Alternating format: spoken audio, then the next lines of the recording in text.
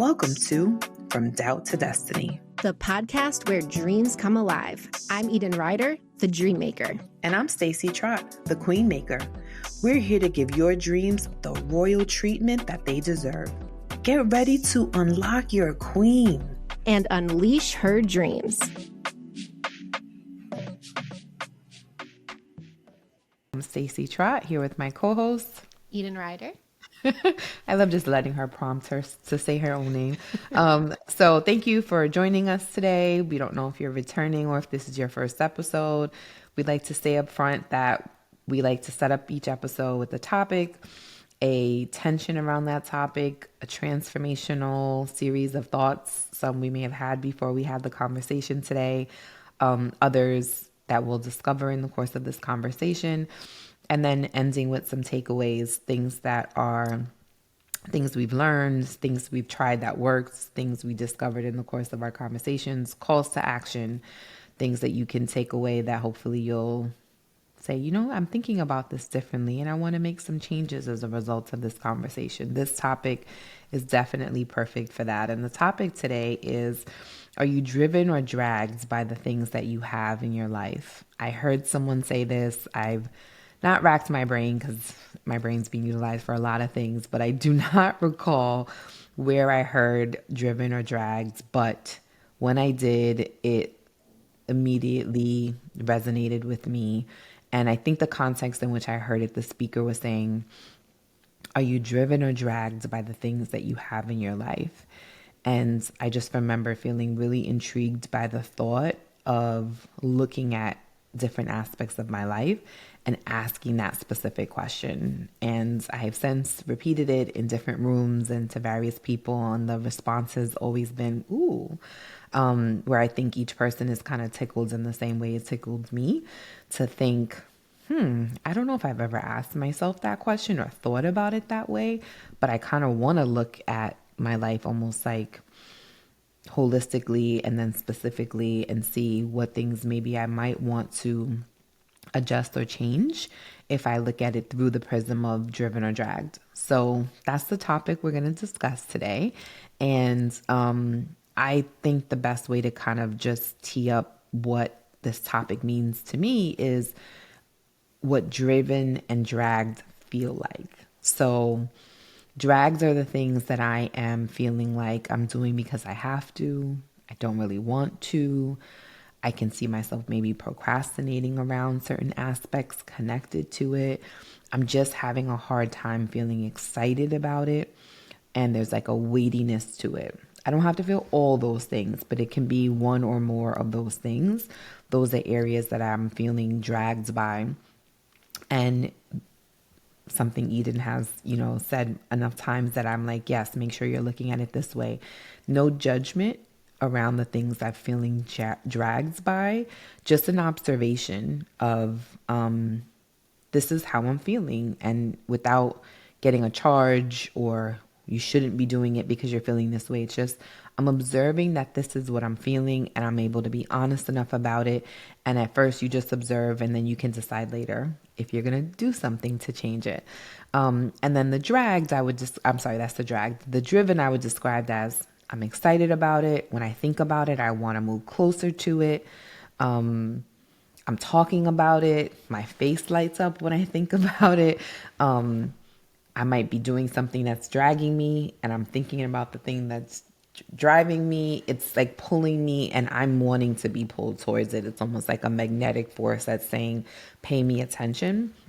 So are you driven or dragged by the various elements of your life? And one of the reasons why, if you're feeling a bit low, melancholy, maybe just kind of flat, somewhat numb, maybe you have more dragged elements than driven elements. And I think the nirvana is to be in a space where everything in your life that you are doing is all driving you. I don't personally know anyone that's living that life, so I don't know if it's possible. I'm sure that it is. But I'll say for probably the majority of us that are kind of in, Eden and I are both what I would say in the second third of our lives. We are, right? Yeah.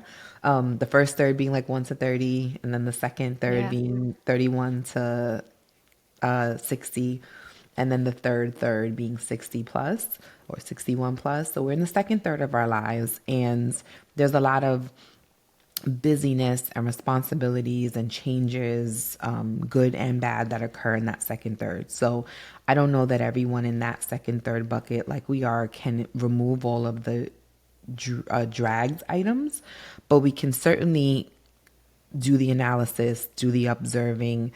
And one of the things I think is you can maybe add some drivens in.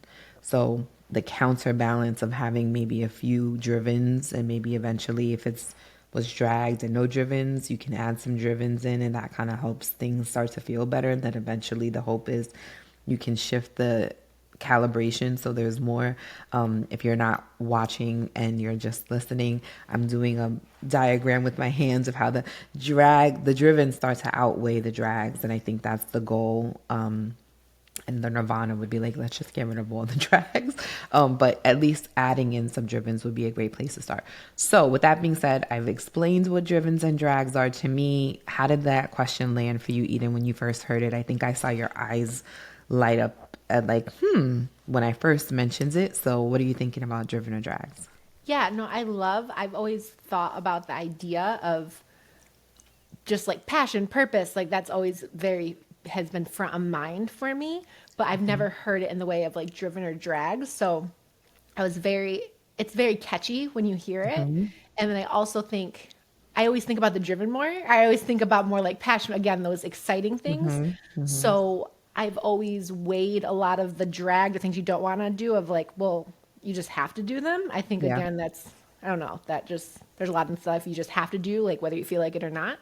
So what was very enticing to me when I heard driven or dragged, I started actually strangely thinking about the dragged more, because I have focused a ton on the driven, where it started like piquing my interest of like the idea of like giving myself permission of not doing some of the dragged, because I have a tendency to do everything.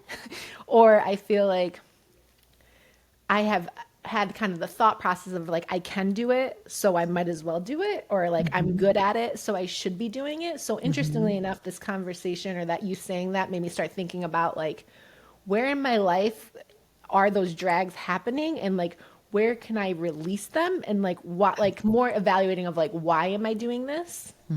Where I've always been so focused on the driven part, or at least analyzing that and like Yeah. searching and discovering that. So I didn't really give any thoughts to the drags. I just kind of accepted it as that's life. Yep. So yeah, I think I actually was more intrigued by the drag part of like doing a self-assessment of that, of releasing some of those that I don't think I ever gave myself permission to. That's 100% how I thought of it when I was like, man, I really need to look at this. And I think as soon as I thought of drags, I thought like weights and the Yeah. things that are weighing me down, the things that I think of dragged as like, I said yes when I wanted to say no. Right. And so that's how I think some of the drags are for me. And now it's like you said, I think, why? Yeah, like just This of like things you just curiosity. always doing, and I never like stopped and said like, but why are you doing it? Like, Yeah. is it just because you think you should be doing it, versus there's like giving myself another option Yeah. at least. And I think if you don't pause and do the observing, you don't get to the place where you go, but why am I doing this? And I think why is a good question. And do I like this? Am I enjoying this? Who said that I have to do this? I'll just be, as an example, someone that just came to me now. My son's closet has gotten completely out of control, because he has, a lot of clothes, but also because he's constantly growing. So, what fit 3 months ago ain't fitting now. And then, family, friends, people, buy things. And so then he might have the right sizes, but it's mixed in with the wrong sizes. And then the busyness of life, it all gets washed and it all gets put away. And now the fives are mixed in with the sixes and the sevens. And it's just turned into like chaos. And it takes time to say, let me pull all this out. Let me sort it. Let me orient it. And it's something I have had on my list to do because I know it needs to be done. And somewhere in my mind, I must have said, I'm his mom. I'm the one who's supposed to do that. I don't know who told me that. And I'm not feeling driven to do it, which is why it's sitting, because every time I think about it, it's a drag.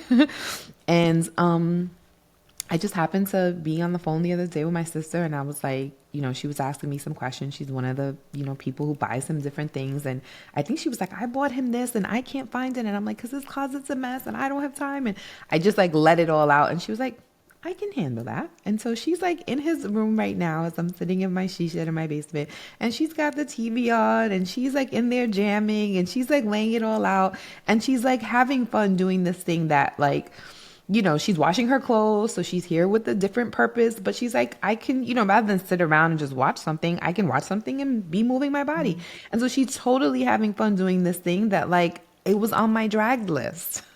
And I think because I opened my mouth and I shared, like, this is a thing that now the solution has come and it doesn't have to be me. And so that's a really very small, I want to say, example.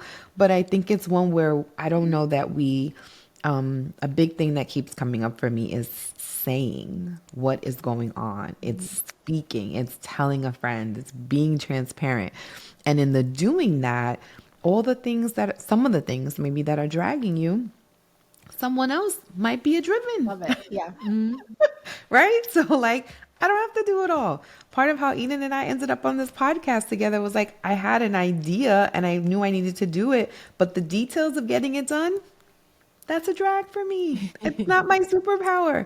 Whereas Ian's like, oh no, you just do this and this and this. And then you talk to this person and like, but that's her. It's a driven for her. It's a superpower for her. So, now that we are thinking about drivens and drags and you're asking yourself with curiosity some questions, what are you doing about some of your drags?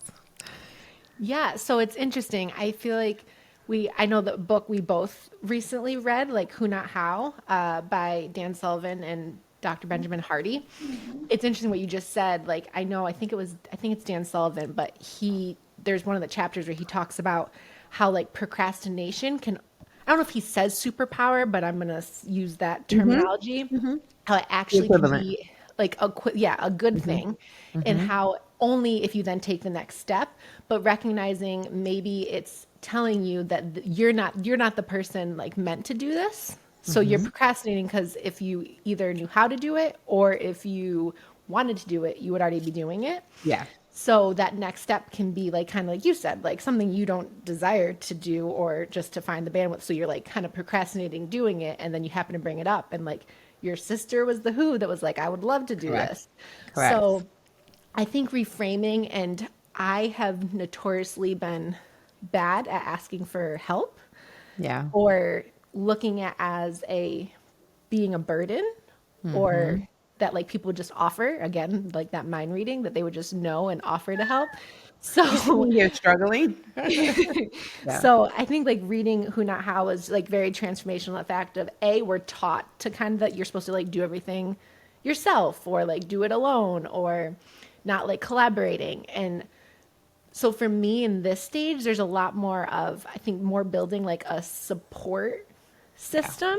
Yeah. And mm-hmm. so taking things off my plate, because I'm very much I am good like operationally, logistically, 100%. I also like just know I'm like, I can figure it out. Like it's worked for me all along. So there's a lot of times I'll raise my hand regardless. I'm like, I can do that. Even like personally, I used to like do all my taxes. Like I'm an accountant and I'm like, I hate doing them. Like, why am I doing, you know what I mean? Like things like that, where it's like, even if you can do it or are like even decent or good at it, again, doesn't necessarily mean I need to be doing it. So I have definitely been evaluating and just more even like as I'm doing things, like, how do I feel about this? Like, what's my energy level? Like, how do I feel like after I do this? Like, even just that next step of awareness, because I can get so caught up of like, I've always done it this way. And I've just become a lot more aware of like what excites me and like what puts me into these states that I'm like ultimately looking for, of like, I always used to be like, I'm not creative. It's something I would say all the time. And now I think, again, that's also a muscle. So now that I've been leaning into that more, and then also recognizing like the dragged things that I'm doing, when I release some of those drags, it gives me that energy and more of that like creativity to put in, that focus to put into those. So Into the drivens. into the drivens, Yeah. yes. So there's been a lot of like, I'd say, I don't want to say like logistic things, like things that are like long to do, like they're not necessarily hard, but they're very time consuming, that I have been releasing where I can and just like freeing up my time more. I've been So pressing on that when we talk. I'm like, Eden, this I, needs to come off your plate. And you're like, I yes. know. And I think like you said too, there's this idea of, I don't know if it's like permission or like guilt, like you said, like, well, you're his mom, so you should be doing it. Yeah. So I think a lot of times as women too, we like put, again, it's the shoulding and they Yes, and I was all of gonna say it's the that. shitting. Yes, of Let's say like, what the shitting is for people who this is their first episode. So, do you want to explain the shitting? yeah, so like the like when people are like when you find, or actually you find yourself saying like I should be doing this and I should be doing that, and then really if you actually ask yourself, well, why? It's usually something probably society's like instilled in you or you've like always heard, but it's not, you But probably they, can't name an actual person. It's yeah, probably just a general they. conception of yes, they. Hmm. So I feel like a lot of times as women, we can even do that even more of like, well, I'm a mom, so I should be spending my time doing like kind of creating these unnecessary pressure or like rules where I think the best way to thrive in mother any type of a role is like you can decide your own like parameters and rule, like obviously like you love your child, like all of those things we do, but like how you, if you know yourself the best, like I feel like you then show up the best for everyone else in your life. So like Yeah, giving yourself permission to do it the way you desire to do it. So 100%. Do it I the way you desire to do it with no worrying about how everybody else thinks it should look. yes, exactly. So I definitely have been doing more of that, and like as like resources allow and as I my life like expands more, like definitely adding more people in and not doing everything myself for sure. So definitely like the who not how. We're definitely in the phase of adding more who's in my life Yeah. and hopefully many more to come. Yeah. And I love that sometimes I'm glad you said that, right? As resources help come in, obviously you can pay for who's, but Yeah. also there are who's in your life that actually don't Want to. even, Right. right. It's like, oh, I actually really, I mean, I know somebody who enjoys folding clothes. And so Hmm. they just like, and I'm not saying like, I'm just saying they like, I just actually like I find it cathartic to sit and I'm like watching something and I like it and I'm like, and I don't have anybody come over and do that. But my point is that like, there is things that are, there are resources in your life right now that are that you haven't unlocked because you're not opening up. And so if I didn't have a conversation with my sister a few nights ago because she was like, where is the thing that I bought him? I can't find. I could have been like, it's here, and then talk to you later. And then we wouldn't have, I would, if I hadn't used that moment to say, actually, it's here and it's not where it should be because the closet's a mess because I can't get to it and it's actually something that's really bothering me, then she wouldn't have had the opportunity to be like, oh, I'm gonna come over and wash my clothes. I can totally do that. So it's opening up and saying, hey, actually I could use some help. I know that you have shared in a different context, like you have a almost 2-year olds, you have another one coming, and you thought your job was to, I am the one who's supposed to take care of these humans. Mm. And then I think I was like, you need to get some other help taking care of the humans, not just for that, for them, because they need to be also able cared for by other people and be around other kids and all this other stuff, but also because you have gifts and talents and things that need to be. And then you were like, oh, okay, yeah, let me think about it. And then you're like, let me get somebody. And then the first person you interviewed was the person. And now you probably can't even imagine that person not being in your life. No, she's here literally right now so that I could be recording this. And yes, exactly. So But if you didn't, it was something that I don't want to say that was dragging you because being a mom is amazing, but there were parts of it where you weren't being given room to oxygenate other parts that make you even a better version of yourself. 100%. No, absolutely. And I think, again, that's what I was saying. I think it's giving yourself permission and like letting go of some of that. I don't know, guilt or like whatever that idea is of you think like what a perfect mom is or a perfect wife or a perfect whatever this is. And like just giving yourself permission and like going in like what is going to work for you. And like you said, I think most situations there brings more actual like expansion. There's a better Yeah. quality to it. So like Yeah. having a nanny come here a few days a week, it's like Zaria's growth in areas has like flourished. She's the one that started helping me instill boundaries that I didn't even realize. I'm like, this is me. This is not a Zaria thing. Like, cause Yeah. she's doing it for you in about 0.2 seconds. And I'm having a fight with her. Like she was on a nap schedule within the week of her starting. Yeah. Whereas, so like things like Yeah. that of just realizing that that support is out there and that, like you said, like someone You and have to be actually can make open. you be again, like a better version of yourself or leave you Yeah. more space to then be in those areas where you're thriving, which then overflows into other areas of your life. So, The way I'm thinking about it now, and what excites me about it, and finding the drivens and making room and space for them in my life is being what you said up front. There's purpose in me, and if the purpose isn't coming out because I'm distracted by things that are dragging me, what a disservice to myself, but what also a disservice to the purpose that is supposed to be coming through me that isn't able to because I'm distracted by things that drag me. And there are certain elements of our life that we can't remove either ever or this season that we're in. So it's not meant to say, oh, you can just look at your life and figure out what you want to get rid of, and it's easy. And my first thinking when I thought of driven and dragged and looked at my own life wasn't to take anything per se away, because that wasn't what I did. But I started dreaming about what's something that drives me that maybe I'm not actually doing because I've not given myself permission to ask the question, have the thought, say it out loud, take a step towards it. And I would say this podcast is an example of that, where I, knew there was some things in me that I think could benefit other women. And I would get great feedback when I'd have one-on-one conversations with people that was like, wow, that was really helpful. That was impactful. And yet not allowing myself to dream about, well, I really do enjoy helping people. What if I allowed myself to be driven by this thing I enjoy and doing it bigger and doing it and doing more? And by, me sitting down here, having this conversation with you that will go out into the world, and whoever is meant to hear it will hear it, someone else is taking care of another aspect of my life that needed to get done, but I didn't have to be the answer to it. And so I think one of the things we're hoping we can communicate to you that are listening is do the observation, and then you don't have to necessarily take anything away, because that may not be your reality or your truth initially, but you can start seeing, is there something that drives me that I could incorporate, that I could add in?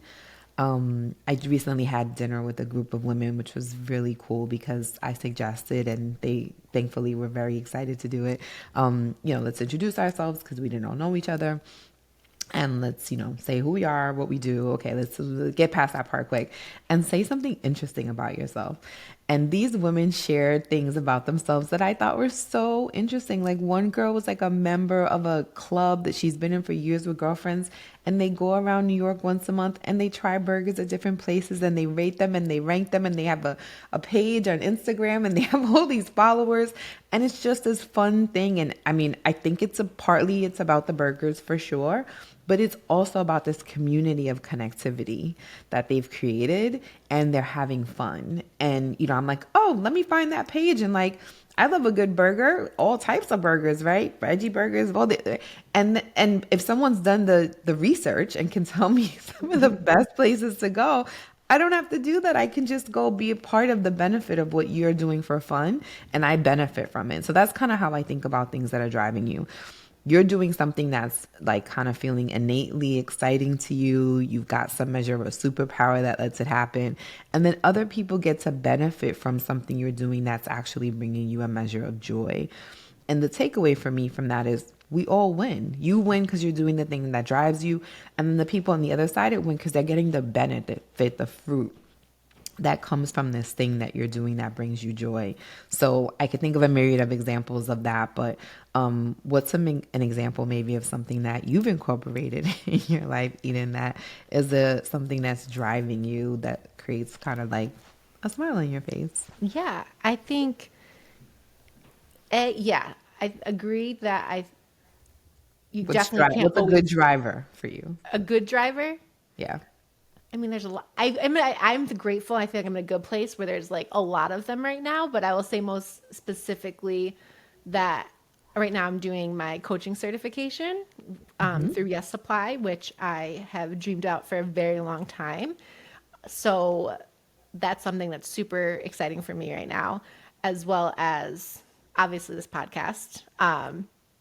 And yeah, I think I'm just in the space of creating my life more around my drivens of like, because then I'm also like pregnant right now. Like I do have the help of a nanny a few days a week, but I'm still home with my daughter, and given that has given me even more intentional days with her. So it's like Yeah. mommy Zaria days, like on those 2 days during the week, and then the weekends are very like family oriented. So I'm very much believe in setting up your life around your why and like your drivens as much as possible. And interestingly enough, in that like Who Not How book, like I think he said like he defines success by not by like how much he loves, but like I can't get exact wording, but something about like he defines success by the amount like of that he doesn't have to do the things like he doesn't enjoy doing. So Yeah. if he's eliminating all those things he doesn't enjoy, like his life is like he's succeeding. Yeah. So I think Let's ideally, let's let's pause and frame that so that the listener really hears that well, because I'm remembering that too. So I can't, success is defined. No, you got it. I got it from what you said. okay. I did read the book, so I know what you're talking about. But he defines success as having as few things in his life that he doesn't want to do as Yeah. possible. So at the initial, probably observing, maybe you've got two things that drive you if you're lucky, and like eight things if we just kind of crystallize it to 10 that are like, these are things I don't enjoy doing, but I'm doing them out of obligation, responsibility, necessity, etc. And as he was able to switch that, where he's got two things that drag and eight things that drive, he's like, I'm feeling successful now, which is not about the money. It's about I'm oxygenated by the things that are taking up 80% of my time. And so there's the sliver of the drags is so small compared to the drivens.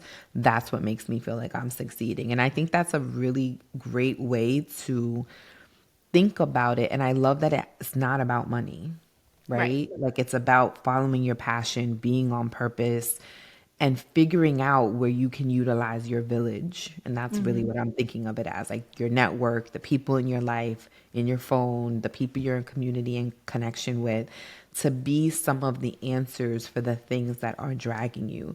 And sometimes that's support, like my sister helping me, you, a nanny. And sometimes it's going, I'm not the right person to do this. And so maybe my season for this is coming to an end, because for someone else, this is a driven, but for me, it's a dragged. And should I stay in a seat that I'm sitting in that drags me when someone else could sit in this seat and it's a driver for them? And so sometimes it's using the community, and sometimes it's knowing when it's time for a season to end. And that can be hard when you're like, but I'm supposed to, or I should. I call it people shoulding on you, when there should this, you should that. And so other people's perception of what you should be doing becomes a weight. And then you find yourself doing these things everyone else says you should do. But for you, it's a weight because it's not oxygenating you. You're not being pulled magnetically towards it. So should you be doing it, or should you stop listening to the people and their shoulds and figure out what feels right to me? What's oxygenating me? What drives me? I was listening to one of our earlier podcasts just to see how did we do. And one of the quotes that we mentioned, which I want to kind of keep forefront, is, who are you uninterrupted? Who are you having the, and I don't know if I've sat down and really written that down. I think I'm working on trying to get there. Is like, who am I uninterrupted? And I think the best way I would describe that is, who am I if I wasn't afraid of what people thought, if I wasn't afraid of how it would turn out, if I wasn't afraid of will it be successful, who am I uninterrupted? And I think there is so much freedom in being able to ask that question, answer it without judgment, and then start to look at that list and see, how can I incorporate those things? And sometimes it's profession, because that's a big one. But what if it's, I really would love to take a kickboxing class and I've never Mhm. allowed myself to actually No. go and find one, Or I really love karaoke and I never do it because I'm too in my head about how I'll look and standing up in front of people. But what if I threw some sunglasses on and just did it anyway? You know what I mean? And so it's like, Yeah. I hope that the listeners are getting that. Driven and dragged, you can apply to all these different areas of your life, but it doesn't have to be, you have to have radical changes. And we're asking you to look at your life and like, I got to quit my job and move and divorce my husband, or, it's like, okay, some weighty things might come up and you might want to go, talk to a therapist and work through some things and not make emotional decisions. But it can also be little things that you could add in that might bring joy, that don't cause you to have to radically change your life, just to begin to start to swing the pendulum in a different direction. And that was really kind of driven or dragged. Let me think about it and see and analyze every aspect and see what's the answer, and just notice where the drags are, or notice drivens that come up that I don't have in my life. And then you go, why don't I have them in my life? So I found it a really tantalizing, thought tickling, provoking question when it was asked. And so we are talking about it just to be able to kind of share what it did for me. And then I think what it did for you too is reframing. And I don't know if some of the changes you've made and even I've made and we've made because we're sitting here, what have happened if we didn't allow ourselves to go, what am I doing that I shouldn't be doing? Mhm. And what am I doing, not doing, that I should be incorporating? And I can do it and then realize I don't love it. But who am I uninterrupted? Like not trying, not asking, not seeing. So not dreaming. So we have these D's that we talked about, this development, uh, what is that? Our development path. We're gonna map it out and put a nice little diagram on our site. And but the D's are doubt. What's a doubt you have? A discovery connected to it. Discerning, maybe possibly something you might want to do differently. A decision that you need to make. Some dreaming you need to do beyond it. And then some doings that lead to destiny. Those are the 7 Ds that we came up with. So, Eden, is there a doubt to destiny path, pun intended, that you could take us on that quickly kind of goes through this idea of driven and dragged? Yeah, absolutely. I feel like this is very, I might have already brought this up or it probably will continue to come up because it's a very big theme in my life. But I was very much the person who was like, I am meant to be a wife, I'm meant to be a mother.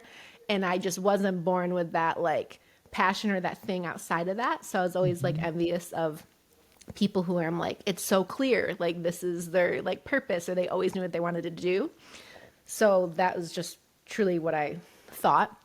But then I really started going on this, I'd say just like self-discovery journey in general. Kind of like you said, I didn't know where it was going to lead, but I was like taking class. I like took ballet class, like things that I just never, not that I was going to be a ballerina at whatever, 20 something years old, but just trying new things and finding things that I was like passionate about. So I just was trying stuff, kind of seeing what fit, like what made me excited, like and where it led, and just meeting new people. And honestly, it was probably like 10 years. I'd say it's probably like 10 years of And your discovery discovery. path? Okay. So I, it would bring me closer to things, but I was still not like, this is actually like what I want to do for life. But then I might have brought it up another, maybe like 2 years ago, I would say. I had this just very like defining moment of like, I was on maternity leave, home was, had my daughter, didn't want to go back to the job. I was like, I don't want to be that person that I was there. I always did desire, again, to be a stay-at-home mom. Like that was, I'm like, that's what I'm meant to do. So I was like, well, I might as well explore that. So interesting, that was kind of like following a driven, but to then follow another one. So while I was on it, I'm like, I also want to explore like entrepreneurship. And so I started a job. I started quite literally like I was doing event planning. So I'm like, I'll just start my own business doing event planning. But long story short, in the process of doing that, so the next D I would say is discernment. I was having all these emotions, which it is like an emotional. I mean, I was what, like probably 4 months like postpartum, and then Mm-hmm. also saying like, yeah, I'm going to start a business, like all these Yeah. things. But even in the process and like listening to me, my husband was like, is this really what you want to do? Like dreaming big, like everything's off limit or like everything is possible. Like this is Mm-hmm. it. And I would say at the time it was his discernment of realizing that's not what I want to do, but he's gonna like Yep. knowing he knew that I had to go through that process myself. Yep. So I at that time still moved forward with my original idea for the business, and it was great, but like in the process of it, it was funny. I was like, it was about event planning, but I was like turning everything to like wellness and like mindset and like Mm-hmm. that event planning is like so stressful. And I'm like trying to bring the conversation back to like, it doesn't need to be. And like, what's your actual vision? Like all of Mm-hmm. these elements that had nothing to do with event planning. So in that, I had to sit with myself. And I remembered actually back to that conversation when my husband asked me that question. Everything inside of me was saying that I wanted to do coaching, like life coaching, but I was like, who's the life coach? Like that sounds so corny. Like who do you think you are? Like making all these judgments.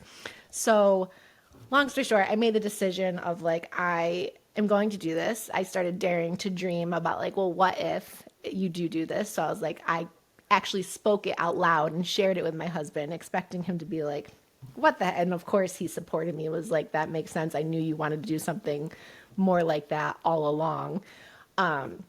So yeah, so I'd say that was the dreaming. And then I was kind of starting to do it without, because I know I do believe you don't need to always get more schooling, more education, like always, again, needing that permission. However, for me, I did want additional training and like additional, like actual like modalities and tools to use. So Mm-hmm. as of in December, this past December, I signed up for Yes Supply coaching. So I'm in the process of doing that and will graduate in June. So I Yeah. feel like at this point, I'm very much in the doing that. And then Mm-hmm. also this podcast, like that's something else, like the whole other story, but like a version of this has been on my dream list for a very long time. So I feel like I'm in like the doing that's like leading to my destiny at this time. I would say you are in the destiny because the doing is the destiny, Yeah. right? It's like one of the things you and I have talked about is like it's the journey. And definitely for type A overachievers that we are, there's no like, oh, we arrived. So I Right. think we have to kind of, I'm just realizing this, like marry the doing and the destiny together because as soon as you start doing the dreaming and you start moving forward in the doing, you move the goalposts. Right. So Yeah. the goalpost was like, let's get it started. Now it's started. And now it's like, what's the next thing? And so I think the destiny is always going to kind of feel like it's not yet achieved or reached because we're going to kind of keep probably moving the goal. So actually, maybe 6 and 7 on the list become six. Combined. And Yeah. it's the doing is the destiny, right? Because I don't know that there is an achieving that occurs. Mm. It's it's the doing. And I have learned from listening to other people's stories that if you think there's some kind of destination that you're going to reach that's going to have some feeling of like I did it, Right. Yeah. you that the I think the disappointment is you get there and it doesn't feel how you thought it was going to feel. And I think what you can be robbed of is not realizing that the destiny's in the doing, it's in the journey.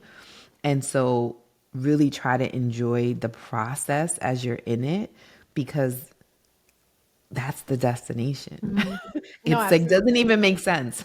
I feel like, but it's the destination is in the doing. So you have arrived because you're doing. And I wish I kind of understood that before. So I'm even having the like enlightenment in this moment in that we're in the destiny because we're doing it. And that there is no like we when we hit some metric or Right. some level of success, or with, some person we're able to have a conversation with that's on a dream list that then will have arrived. I hope that we are able right now in the present to enjoy the process, because we are actually in the destiny. And I think that I think that the thing that would be horrible is to get to the end of life and realize we missed enjoying, The process and the journey. Yeah.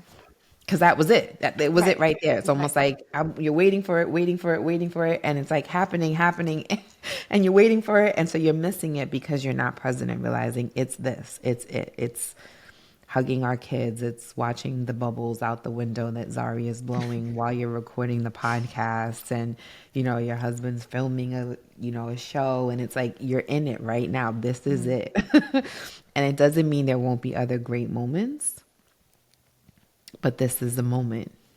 And they don't kind of arrive with big splashes. They actually happen organically while you're just kind of living and enjoying.